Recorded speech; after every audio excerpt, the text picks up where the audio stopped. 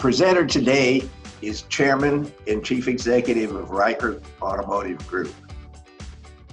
This year, he's also Chairman and Chief Elected Officer of National Automotive Dealers Association. Before going through the chairs of NADA, he was a member of Ford Motor Company's National Dealer Council and past chairman of the Ohio Automotive Dealers Association. He's a past chairman of the Columbus International Auto Show. He started out washing cars and worked in every aspect of the car dealership started by his father in 1953. In 1982, he and his brother Fred assumed ownership of the business. In normal times, Ricart Automotive Group sells 15,000 new and used vehicles each year. Issued to corporate leadership, he's active community service. For a dozen years, he was a trustee at Columbus Academy. He served on the board of Franklin County Convention Facilities Authority for the past 20 years. Columbus CEO magazine recognized his company as one of the top places to work. Fisher College at Ohio State named him the Ohio Business of the Year. He works hard, but he also plays hard. He enjoys car collecting, golf, fishing, and travel. He has a black belt rating in a military self-defense program called Krav Maga. When I first met him, I asked about a common interest in guitar. He answered by showing me the calluses on his left hand. Serious guitar players develop these from constant contact with the strings. While I studied guitar in my youth, I never played hard enough to develop calluses. Please join me in welcoming Rhett Ricart to Columbus Rotary. All right, thank you, Ken. And I know several of you on the broadcast today, and I'd like to have Mr. Schettinger be the opening act for Mr. Seinfeld when he decides to tour again, because you are one funny cat. Unique times right today. I'm always amazed at what the Rotarians do, the things you do in the community. And I know sometimes it's, you're very, very humble. Many of you are very humble on what you accomplish in the community, but it's amazing the things that you do that's unrecognized or I know appreciated, but good for you all. I mean, you're a spectacular organization that does all the little things. You know, as they say, we can't cover all the cracks in the wall. We'll cover all the ones we can, and you're one of the ones that cover all these cracks in the wall. So Ken asked me to come in here and talk to you today about, obviously, the automobile business. Since I am chairman of the National Auto Dealer Association, we have, I'll give you some quick factoids. We have about 18,500 car dealerships in the United States, that and heavy duty trucks. We employ right around 1.15 million people directly in the dealerships. And you can imagine the sale of automobiles and production of automobile parts, such as Ohio is the second largest automobile parts producer in the United States. Number one is Michigan. And that's a fact I like to share with everybody. So we should be proud of Ohio and what we can accomplish in production. But, you know, as they say, as house and real estate go and how automobile sales goes, pretty much our economy goes. So I can give you the history of everything, but I think you're more in tune to knowing where we're at today and where we're headed. You know, Winston Churchill says a chain of destinies by one link at a time. So I'll try to give you one link ahead and two links ahead. But I don't want to get too far ahead because right now we're all either Nostradamus or some sort of a clairvoyant to figure out exactly where we're headed. Many of you are involved in your communities or you have a business that you're running. And every day it seems as though somebody puts a new Rubik's Cube on your desk and they kind of messed it all up from the day before as you're trying to figure out where we're headed today. The interesting part about being in a national organization, I get a chance to go to Capitol Hill quite a bit. I was regulatory chairman for 2 years, so I got a chance to meet, I call them the alphabet soup, the Department of Justice, EPA, CFPB, DOT, NHTSA, all of them. And you understand how what a large responsibility it is dealing with so many complicated organizations on a national level. I'm sure you've had a chance to deal with your state level. And let me tell you, Ohio is pretty simple compared to Capitol Hill. But the one thing I did understand is the fact that nothing happens overnight, and it's all built on relationships. So the NADA started over 100 years ago, representing automobile dealerships throughout the United States. And we're the most revered association in the world. Actually, if you go to China, for example, or you can go to Asia or Europe, they all revere the automobile franchise model here in the United States because our ability to react quick to crises, to be able to manage our inventories. Back in 2010 with the clunkers, we could come right out of the gate and help provide this economy. And it's a pretty special responsibility.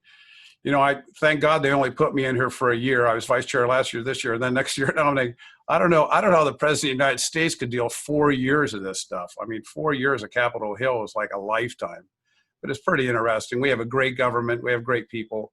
And when you get a chance to meet a lot of our representatives on Capitol Hill that are representing your interest and my interest, they're pretty unique individuals and pretty special, and they're pretty smart. You know it looks kind of cumbersome at times when we watch the news at night, wondering what the hell's going on. But we have a lot of smart people on Capitol Hill, not only representing us as a legislator, but also the regulatory agencies, the staff that work for a lot of our legislators, et cetera, et cetera. Really, really good people that really do care and they really want to do the right thing. The 2 points that's touched everybody recently is the Paycheck Protection Plan. I remember a month ago on a Saturday afternoon, Mitch McConnell contacted the NEDA and said that he wanted to limit the number of employees at 200. And that would be the new aggregate number for someone to qualify for the Paycheck Protection Plan. The difficulty is the average new car dealership in the United States has over 80 employees alone. And if they did that, they were going to alienate a lot of the dealerships, such as myself and others in town, the buyers that are germanes, that have, hundreds and hundreds of employees. We were able on Sunday afternoon, I'll never forget his words. Mitch said, he goes, listen, guys, he goes, we're only in the first inning of a 9-inning ball game. We were able to move the aggregate to 500 with the help of the franchise identification number, and also applied to other industries such as the restaurant industry, et cetera, et cetera. And when he told me that, here I am, this is 3 months, almost 3 months later, and we must be in the second inning of a 9-inning ball game or a third inning. So things are always going to continually change. So now that we have the PPP forgiveness and the interpretation, all the provisions understood, now we're moving into the third or fourth inning, and that's your business and my business. And that's the safe harbor and safeguard rules we have. Because I know that the current PPP bill that's out of the House is into the Senate, and that's a huge issue with tort liability. And many of us, when someone slips and falls on my dealership lot, I know they slipped and fell on my dealership lot. But if I have to be a situation where someone says they contacted a very serious illness, such as a COVID-19, while on my lot, it's very hard to understand or to prove or to document or to have any type of defense for it. So the new line now is the PPP's evolved into safeguards, which is your business and my business, is where is it in our employees' environment? They can establish some sort of a safe environment. Is it a CDC? Is it the CIS? Which government entity is going to say, well, yes, you abide by all? Is it your local health department? Who's going to set these guidelines? So that's the next complicated issue we have, and we have a very short time frame to do it because the current provisions expire in June, which means we got about a 2-week window to be able to have our government come together with some sort of safe harbor and safe provisions for our businesses to make sure we can operate without the constant threat of either lawsuits or some sort of liability or class actions. And so this is a big job.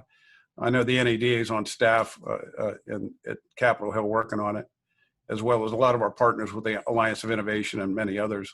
Imagine if you had a factory such as Ford Motor Company, and they have 200,000 employees, and 100-some thousand of those are manufacturing workers throughout the world. How do you protect 100,000 people in an environment, a manufacturing environment, let alone a service environment, just like you have, Mike, with your it's like you expose yourself to any kind of situation, whether someone's, there or not, and then it's all based upon interpretation. The funeral home business has to be especially complicated because you have people wanting to be able to get together, be able to talk with each other, to be able to pray together and work through difficult times.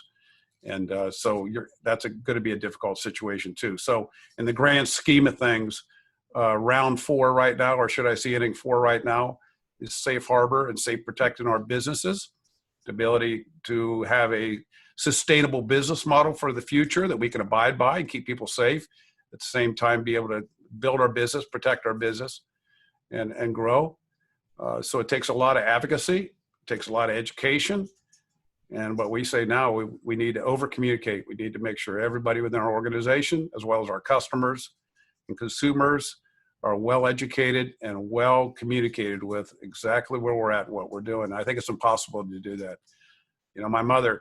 My late mother always told me, she goes, relationships are built on 3 things, and that's love, giving, and communicating. So it's impossible to overlove, it's impossible to overgive, and it's impossible to communicate too much. Never heard of a relationship breaking up because you just talked too much with each other, you gave too much, or loved each other too much. So it's a whole new realm of this environment we're dealing with right now. And but we'll adapt. We've been doing, Americans, we've been doing this for years. We've been through recessions and depressions, oil embargoes, et cetera, et cetera. This is just a new kicker. We're in a tough economic time with some health concerns we've never really had to deal with on a national basis this deep. And it's going to mess up logistically supply. I was on a phone call with Ford Motor Company last Wednesday with their board. They're facing logistic issues. They're trying to deal with the logistics of manufacturing plants across the United States. Different states that are hot spots, other than aren't hot spots. But everybody will adapt. The nice thing is that when we had this big tariff war here for the last couple of years, in which the president brought forward, many of these manufacturers went to plan B, C, and D when it came to supplying parts and equipment, parts and manufacturing destinations to be able to produce their products. So those plans went in immediately with this, because, as you know, Mexico's still not out of the dark yet as far as manufacturing. Some states are starting to manufacture, but let's face it, it's going to be a strong but steady recovery from this. People say, is it a V, is it a U, is it a long U? Who knows what that is? I just know the next link in the chain is a safe harbor. We have to keep an eye on our businesses. We have to take a look at our employees to make sure they're safe. We have to do everything possible we can to be able to come back with this with our neighborhoods and our community, and be able to put our arms around each other and know that our businesses are changing. And quite frankly, it's not an evolution right now. It's a revolution. And thank goodness we have ways like this we can communicate. Can you imagine something like this happening 30 years ago, and we would have had either telephone calls or some other rudimentary way of communicating? This is pretty sophisticated with Zoom and Microsoft Team and things. There's a lot of business being done. A lot of businesses are doing well, and they're communicating internally, and they're getting the job done to get us back on our feet. So with that, as I said, again, I'd like to thank everything you do for the communities. You guys are a shining star. You do Herculean work that no one even sees, and that's pretty special in itself. If you'd like, I can take some questions if you want to know. I have all kind of facts you want to have. I've got them memorized because I got to talk to legislators, so I got them in the back of my mind. But I even brought some slides if you want to show. I can show you a few slides about the automobile business, or I can take some of your questions if you have it about currently about the industry, or maybe even private businesses such as myself. Rhett, you have a little bit more time here if you'd like to keep going. If you do have some slides you can bring up very quickly, that would help you Oh, okay. All right, demonstrate great. your points. You have time for that. We would like to have questions, but we can certainly, you can certainly go on a little bit longer before we switch to questions. Well, these are my factoids. These are cocktail chatter. I always like to share cocktail chatter because you might know something somebody else doesn't know. But since you're all at home having your cocktails by yourself, I guess you can impress your spouse or something. But this is something that's really, I'll show you the drastic change that's happening currently. Since 2010, pickup trucks and light cars, and look at the change of people buying trucks, SUVs, and cars. And look at the downward spiral of the cars. And people, when Ford Motor Company announced 2 years ago they weren't building cars, they took a PR bashing for doing it, as well as General Motors a little bit, and Chrysler didn't even know it. But quite frankly, customers are more wanting small SUVs, big SUVs, and light-duty pickup trucks. In fact, light-duty pickup trucks in the last 60 days are only off 0.1% of sales, and everything else is off 30 and 40%. So the pickup truck market is still pretty strong. You can show the next one here. I'll give you another factoid. Here, right here, you can see the CUVs, or your small sport utility CUVs. You can see they make up about 40%. Small cars, middle cars, large cars, SUVs, and vans, and the pickup trucks on top of it. So it's pretty amazing. If you look at the April numbers, April 19 and April 20, they're up, significantly. When you take a look at the cars that dropped, SUVs are up, et cetera, et cetera. It's just lets you know it every time you go to the shopping center and you got to squeeze your car into a parking spot. It's probably because there's a pickup truck next to you. So what's the next one? This lets you know the forecast of the NADA. We have a PhD. In my case, PhD stood for Papa Head Dealership, but we actually have a PhD on staff economists. The NADA has about 180 employees in Tyson's Corner alone. And we have state ATAEs, as you might know, the Dorn family, Zach, Dorn, and Tim. They represent each one of our states for our grassroots level. So we have economists. We got a half a dozen people, and all they do is grind and vet numbers, because it's very difficult to talk to a legislator to be able to advocate when you have numbers that are not accurate. So what we do is we take a lot of sources, this one here with Ward's NADA Act Research.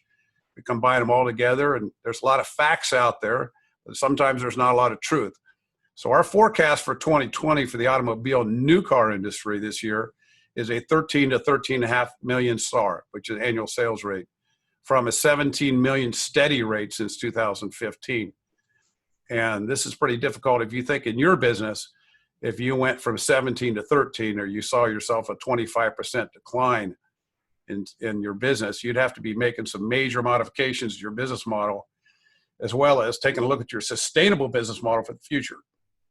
Challenges dealers are going to overcome. We've faced them forever as a chameleon, but this is our forecast, printed forecast for 2020, 13 to 13.5 million in new. So you can show the next one.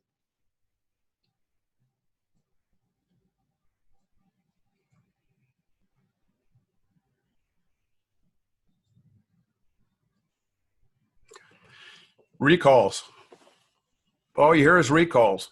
Well, think about it. I call this a Ralph Nader graft, because Ralph Nader's got a big smile on his face with this. 2019, there was 38 million recalls. Many of those were the Takata airbags. But even before that, in 2012, 2011, they're all 15, 16 million. That's as many recalls as vehicles that were being sold. That's how many recalls are out. And there's still 40% of the recalls are outstanding in the United States. Once a car gets beyond about 8 or 9 and 10 years old, people don't care about the car's got a recall on it or not. It's got a couple 100,000 miles on it. It's just getting them back and forth to work, and they can't lose their ride. That lets you know the safety concern out of NHTSA, the Department of Transportation. These cars are getting more and more complicated. They're more electrified. They have computers. They have sensors. There are 5 computers in the inside of a Ford F-150 pickup truck that have more computing power than the computer used to put a man in the moon in 1969. 5 of them. with all the sensors and it's amazing, the technology. I just wanted to show that to you to let you know that every time you get a recall notice on your car, it's just not you. It's across the United States, and they're going to continue because we have to keep cars safe for people on the highways, but we have to make sure they bring them in to get worked on. That's our next challenge. So next slide. This is amazing on the price of an automobile, and you out there understand this. Average transaction price since 2010. It's almost $38,000 average transaction price for a new car.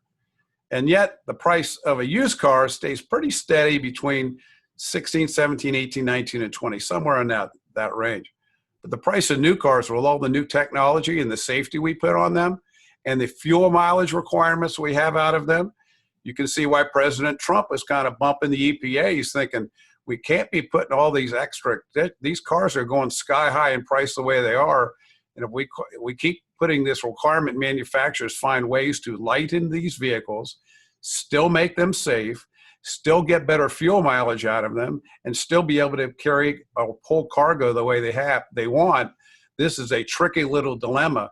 We should let the market find its equilibrium. So this is a pretty interesting graph when you take a look at the price of vehicles, and you wonder why. It's amazing we've sold 17 million new cars for the last 3-4 years with the average price over $30,000. Next graph. Industry stats, I just say key ones here for you. 11.8 years is the average vehicle on the road. You know, there's 279 million units in operation. Every year we scrap about 1 million cars, but we put another 16 million new ones on the road. Think about that. So by the end of next year, we'll have another 16 million or 15 or 12 million vehicles on the road. You know, we'll have 300 million cars on the road in the next 2 years. So you wonder why you line up for traffic on 670. And there's one other added dimension to this that just happened. This COVID-19 scare has driven people into private ownership of vehicles and out of public transportation by the millions. It's already happened in China. You know, people have understood they would rather have 2 vehicles, the 2 safest places you have for sanitation are your own home and your own car, because you know who's been in them and who's been around them. You know, are people going to jump into Ubers, Lyft? Are they going to jump into subways and trains?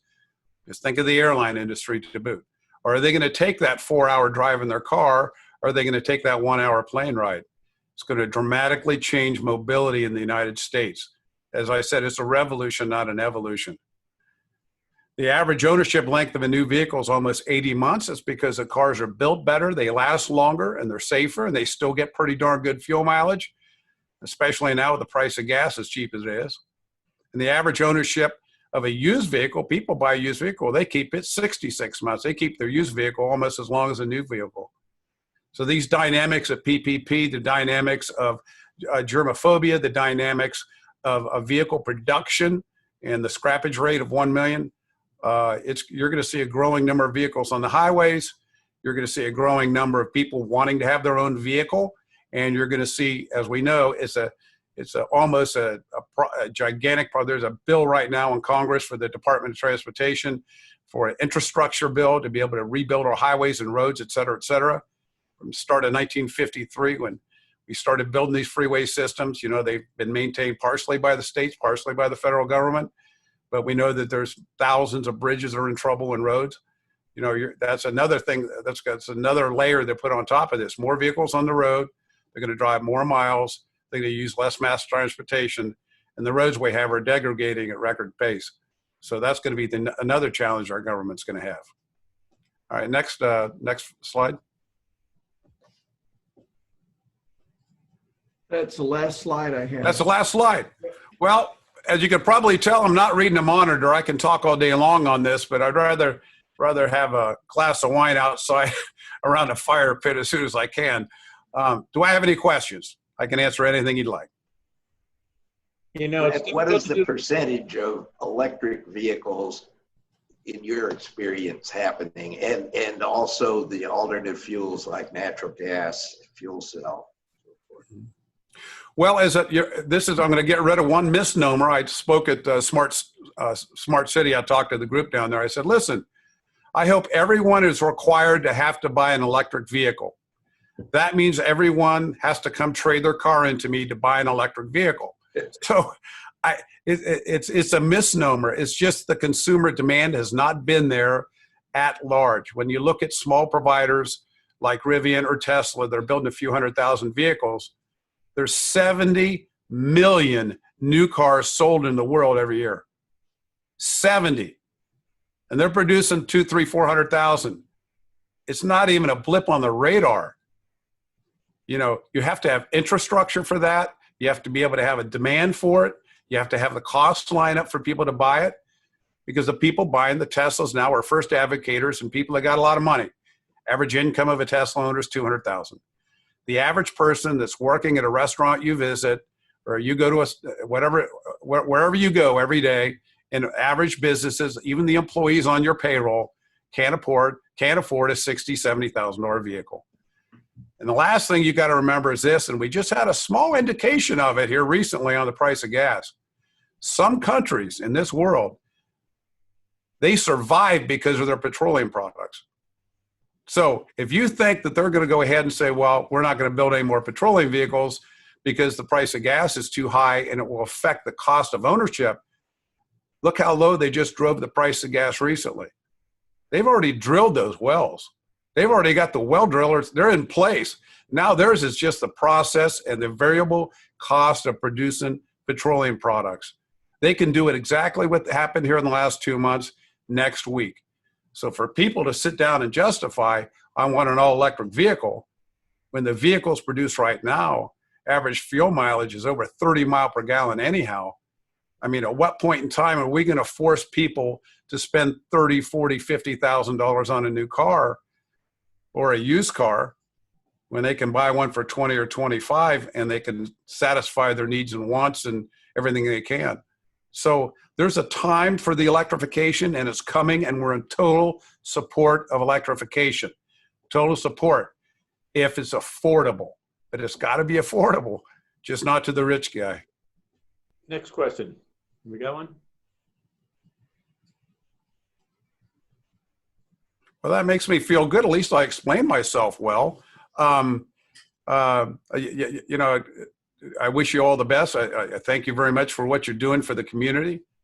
As I said, you're Herculean. You're apostles of good. It's amazing, and we're going to get out of this thing together, and we'll work this thing out. And who knows? I mean, you know, we pray. I pray every night. I can sort of a serum or sort of value they come up with to keep people from dying. I know we're going to get sick in life. That's getting sick is part of life, right? You know, but the people dying is something we got to find a way to prevent, whether it's from cancer, or from flu, or from COVID, or anything else. We got to keep people from dying. So that's what I pray for, and I'm sure you do too every night. So with that, Kenny, thank you very much for inviting me on. You have my cell number, Ken does. Anytime you want to call me, you have questions. You know, as I said, we're in the third inning of a 9-inning ball game, and you know, hopefully Babe Ruth's up to bat next. Maybe we can hit a few home runs in the meantime. Well, thank you, Rick. Greatly appreciate the presentation here, and thank you for coming to Rotary today.